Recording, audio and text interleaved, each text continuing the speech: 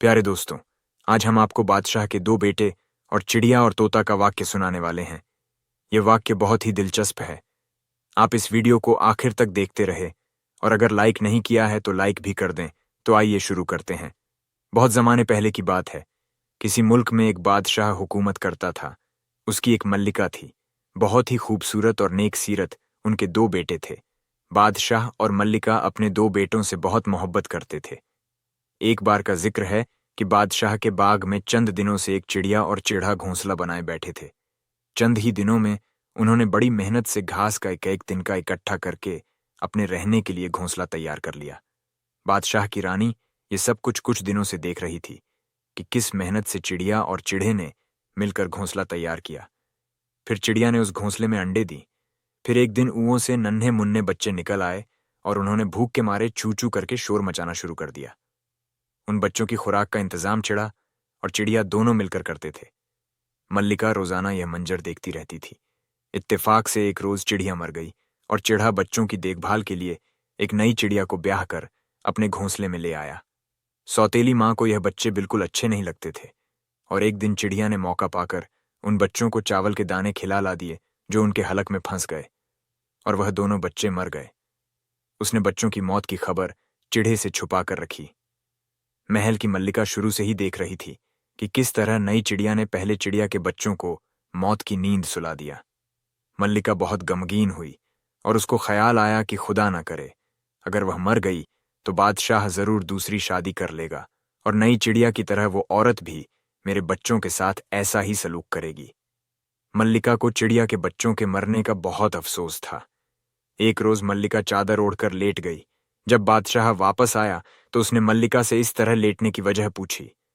मल्लिका ने कहा, पूछो ना पूछो। बादशाह सलामत ने कहा, मैं ना तो कौन पूछेगा।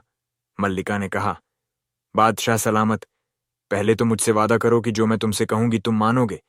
बादशाह सलामत ने कहा, मैं तुमसे वादा करता हूं तुम जो भी कहोगी मानूंगा। मल्लिका ने बादशाह सलामत से कहा, मेरे मरने के बाद तुम दूसरी शादी ना करना। बादशाह ने कहा, मल्लिका, आज तुम कैसी बातें कर रही हो। फिर मल्लिका ने बादशाह को सौतेली माँ के हाथों चिड़िया के बच्चों को मरने वाली बात बताई, जिसे सुनकर बादशाह को भी बहुत अफसोस हुआ। बादशाह ने मल्लिका को हर तरह का हौसला दिया कि ऐसी छोटी छोटी बातों से परेशान मत हो, लेकिन मल्लिका किसी तरह न मानी। आखिर बादशाह ने मल्लिका से वादा कर लिया कि तुम्हारी मौत के बाद मैं दूसरी शादी ना करूंगा। इसके बाद कुछ यूं हुआ कि कुछ ही अरसे के बाद मल्लिका बीमार हुई और उसका इंतकाल हो गया। शुरू में तो बादशाह को मल्लिका की मौत का बहुत गम था, बहुत दुख था, लेकिन वक्त के साथ साथ रफ्ता रफ्ता वह यह गम भूल गया। कुछ अर्क के बाद वजीर और दरबारियों ने बादशाह को घेर लिया और कहने लगे, बादशाह सलामत, आप कब तक यूं तन्हा जिंदगी गुजारेंगे, आप शादी कर लें। पहले पहल तो बादशाह ने शादी से इनकार किया क्योंकि वह अपनी मल्लिका से मोहब्बत करता था, मगर जब वजीर ने उसे बहुत मजबूर किया तो बादशाह ने उनके कहने पर शादी कर ली। नई मल्लिका को जब पता चला कि बादशाह के दो बेटे हैं तो उसके दिल में उन दोनों के लिए नफरत पैदा हो गई और वह उन्हें महल से बाहर निकालने के लिए सोचने लगी। एक दिन बादशाह की नई मल्लिका भी चादर ओढ़कर लेट गई। बादशाह ने मल्लिका से उदास होने की वजह पूछी तो मल्लिका बोली, मुझे आपका बेटा रऊफ बिल्कुल अच्छा नहीं लगता, या तो मुझे तलाक दे दो या रूफ को देश निकाल दो। बादशाह कुछ देर सोचता रहा, फिर मल्लिका से कहने लगा, तुम उदास मत हो, मैं आज ही अपने बेटे रूफ को देश निकाला दे देता हूं। बादशाह ने एक तख्ती पर तहरीर लिखवाकर महल के बाहर लटका दी कि रऊफ को बादशाह की तरफ से देश निकाला है। अब रूफ को महल में दाखिल होने की इजाजत नहीं, वह हमारा महल छोड़कर यहां से कहीं दूर चला जाए। जब रऊफ और वसीम दोनों भाई वापस महल लौटे तो उन्होंने महल के बाहर दरवाजे पर तख्ती लटकी हुई देखी तो वह बड़े परेशान हुए। सोचने लगे, पहले माँ ने साथ छोड़ दिया और अब मेरे वालिद ने भी महल में दाखिल होने पर पाबंदी लगा दी। अब जाऊं तो कहां जाऊं। रऊफ ने अपने छोटे भाई से कहा, तुम महल के अंदर जाओ, मुझे तो देश निकाला मिल गया है। यह सुनकर छोटे भाई ने कहा, भाईजान, आज अब्बा जान ने तुम्हें देश निकाला दे दिया है, कल को अब्बा जान के दिल में न जाने क्या आ जाए कि वह मुझे भी महल से निकाल दे, इसलिए मैं भी आपके साथ चलता हूं। लिहाजा वह दोनों भाई महल छोड़कर चले गए। चलते चलते वह एक घने जंगल में पहुंच गए। अब वह बहुत ज्यादा थक चुके थे और उन्हें भूख भी लग रही थी। उन्होंने जंगल के फल खाकर अपना पेट भर लिया। शाम हो गई थी। छोटे भाई वसीम को नींद आ रही थी, तो बड़े भाई रौफ ने कहा, तुम सो जाओ, मैं तुम्हारा ध्यान रखूंगा। चुनांचे वसीम सो गया और रूफ ने पहरा देना शुरू कर दिया। चांदनी रात थी। जंगल का हर दरख्त और हर परिंदा साफ नजर आ रहा था।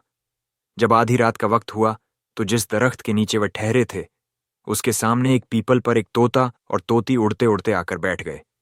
तोती ने कहा, अगर कोई सुन रहा है तो गौर से सुन। जो कोई मेरा गोश्त भूनकर खाएगा, वह सुबह होते ही बादशाह बन जाएगा और उसको कोई भी मुश्किल पेश नहीं आएगी। रऊफ पहले तो तोती और तोते को इंसानी आवाज में बोलते देखकर हैरान रह गया, और फिर तोते ने कहा, अगर कोई सुन रहा है तो मेरी बात गौर से सुने। जो कोई मेरा गोश्त भूनकर खाएगा, वह काफी मुश्किलात और मुसीबतों के बाद बादशाह बन जाएगा। रऊफ उन दोनों परिंदों की बातें सुन रहा था। उसने जल्दी से अपनी कमान से तीर निकाला और उन दोनों परिंदों का निशाना इस अंदाज से लिया कि एक ही तीर से दोनों परिंदे मर गए। रौफ ने जंगल से सूखी लकड़ियां इकट्ठा की आग जलाई और उन दोनों परिंदों का गोश्त भून लिया। तोते का गोश्त खुद खाया और तोती का गोश्त भूनकर अपने छोटे भाई के लिए रख दिया, ताकि उसका छोटा भाई आसानी से बादशाह बन जाए, और अपने लिए उसने मुश्किल रास्ता इख्तियार किया। कुछ देर के बाद बड़े भाई रऊफ को नींद सताने लगी तो उसने अपने भाई वसीम को जगाया और उसको तोती का भुना हुआ गोश्त खाने को दिया। वसीम ने वह गोश्त खाया और फिर रूफ सो गया। छोटे भाई के दिल में ख्याल आया कि रूफ ने कितनी मेहनत से उसके लिए परिंदे का गोश्त भून कर रखा। अब मुझे चाहिए कि मैं उसके लिए कोई अच्छा सा शिकार कर उसको खिलाऊं। उसने अपने बड़े भाई को उधर सोते हुए छोड़ा और खुद उसके लिए शिकार की तलाश में चल पड़ा। उसने जंगल में इधर उधर ढूंढना शुरू कर दिया। उधर रऊफ अकेला सो रहा था। उसे अकेला देखकर एक बहुत बड़ा सांप आम के दरख्त से नीचे उतर आया। उसने रूफ के मुंह से अपना मुंह लगाया और उसका सांस पी गया। ऐसा लग रहा था जैसे रूफ मर गया, लेकिन असल में वह जिंदा था। शिकार की तलाश में छोटा भाई खूब जंगल में इधर उधर घूमा, लेकिन नाकाम रहा। वह वापस अपने भाई रूफ के पास आया। कुछ ही देर में सुबह हो गई। जंगल में हर तरफ परिंदों ने शोर मचाना शुरू कर दिया। वसीम ने अपने बड़े भाई रऊफ को जगाने की कोशिश की, लेकिन वह न जागा, क्योंकि वह तो मर चुका था। छोटे भाई ने रोना शुरू कर दिया। फिर उसके दिमाग में ख्याल आया, अब मुझे अपने भाई के कफन दफन का इंतजाम करना चाहिए। वसीम कफन के लिए कपड़ा वगैरह लेने के लिए चल पड़ा। चलते चलते वह एक नए मुल्क में पहुंच गया। उस मुल्क के बादशाह का इंतकाल हो चुका था और बादशाह का कोई बेटा ना था।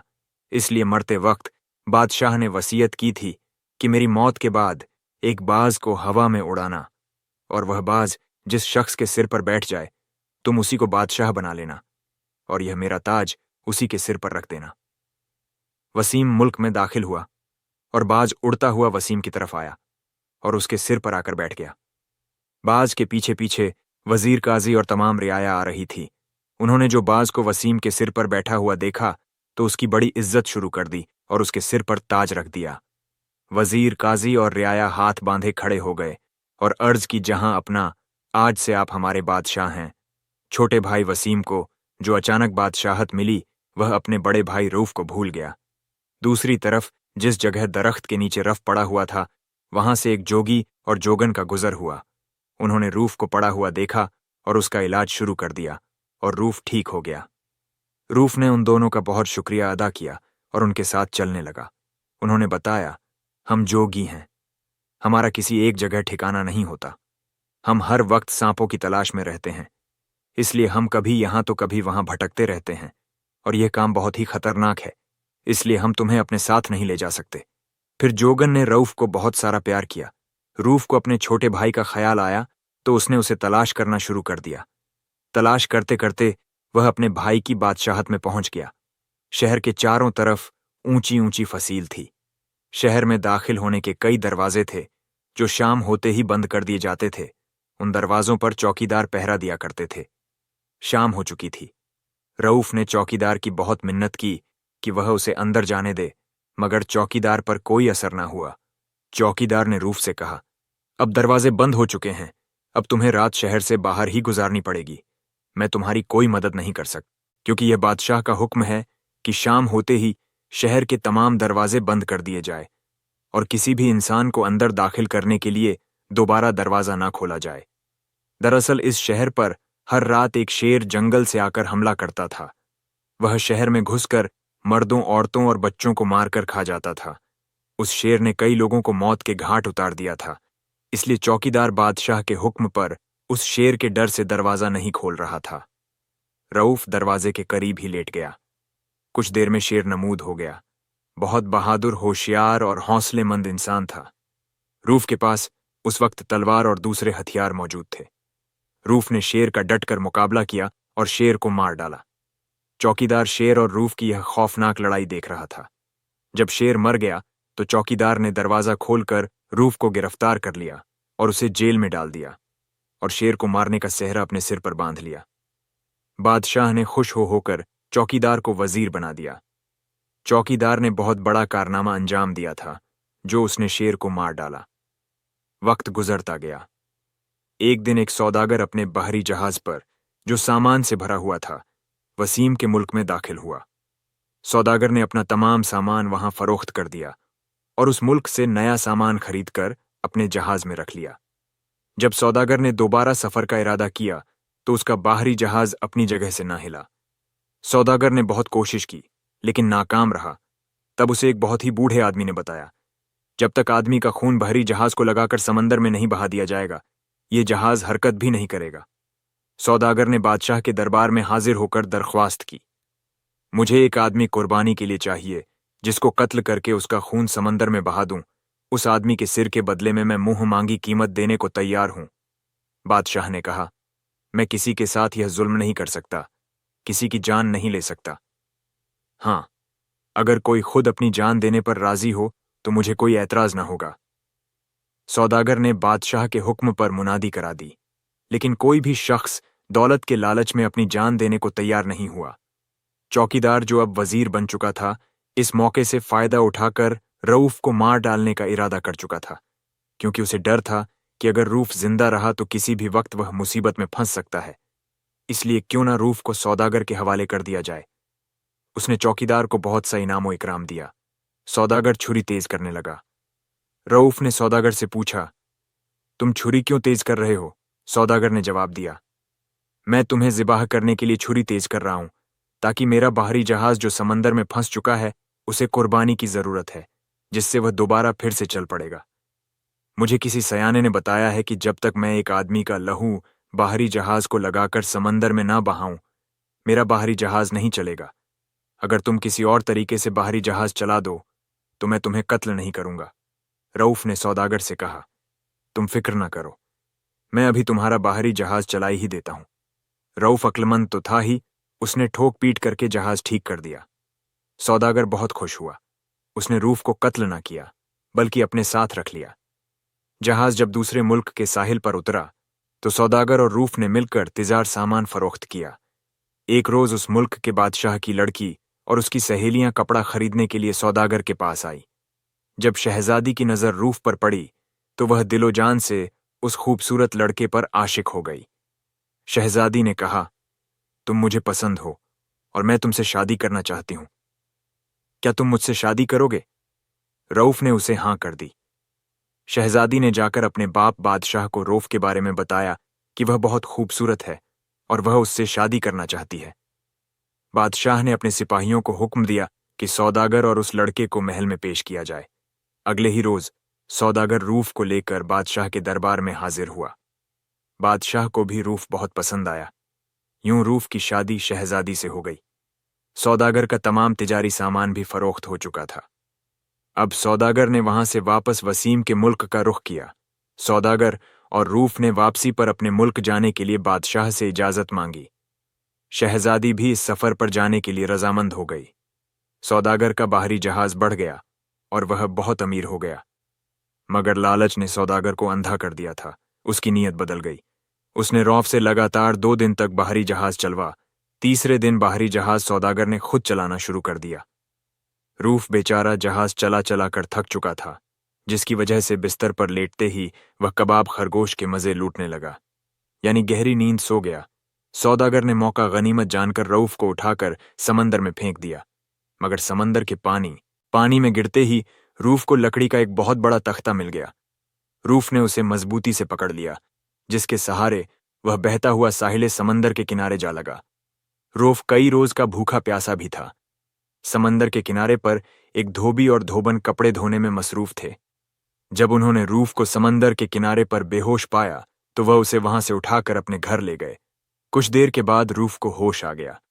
धोबी और धोबन ने उसे गर्म गर्म दूध पिलाया, ताज़ा फल खिलाया तो रूफ बिल्कुल ठीक हो गया।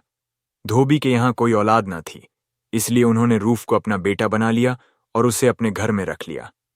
उधर जब सौदागर को यकीन हो गया कि रूफ समंदर में डूबकर मर चुका है तो उसने बाहरी जहाज के अंदर जाकर शहजादी को इस बारे में बताया। शहजादी ने रोना धोना शुरू कर दिया। सौदागर ने कहा, जो होना था वह हो चुका, अब आंसू बहाकर क्या करोगी? ऐसा करो तुम मुझसे शादी कर लो। शहजादी ने कहा, मैं तुमसे शादी नहीं करूंगी, तुम मेरे शहजादे के कातिल हो। जरूर तुमने उसे समंदर में गिराया होगा। अपने शहजादे के कातिल से मैं कैसे शादी कर सकती हूं? भला यह कैसे मुमकिन है? सौदागर ने शहजादी को शादी करने के लिए रजामंद करने की बहुत कोशिश की, लेकिन शहजादी की जुबान पर इनकार के सिवा कुछ न था। शहजादी अपने शहजादे को सफर के दौरान याद करके रो रही थी। उधर जब रऊफ को पता चला कि एक बाहरी जहाज उधर से गुजरा है तो उसने धोबन को बाहरी जहाज के मालिक सौदागर के पास भेजा ताकि कपड़े धोने के बहाने वह सौदागर के यहाँ कुछ वक्त रहे।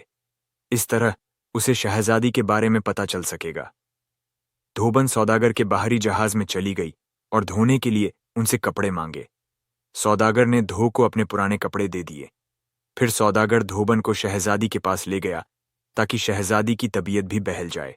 सौदागर ने कहा, नए कपड़े पहन लो और पुराने कपड़े उतारकर धोबन को दे दो।